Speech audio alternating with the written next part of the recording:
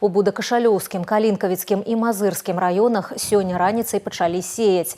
Адным з першых у вобласці ў работу ўключыўся саўгаскамбінат «Зара». Умовы для сяўбы кукурузы спрыяльныя. Вільготнасць і тэмпература глебы ў норме. З пацяпленнем тэмпы работ будуць павялічвацца.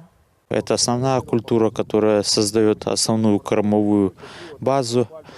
Уже сегодня видим, что наступают оптимальные сроки, потому что температура начала повышаться. Где-то недели 3 назад закрыли влагу, то есть это один из элементов подготовки почвы. Затем внесли калийные удобрения, ну и уже непосредственно перед севом, за 2-3 дня перед началом сева вносятся азотные удобрения, идет прикатывание почвы, выравнивание, ну и непосредственно сам сев кукурузы. Завяршыць сяўбу кукурузы ў гаспадарцы плануюць да пачатку мая. Усяго пад гэтую культуру на Гомельшчыне запланавана каля 300 000 гектараў, больш за 90 000 на зерне.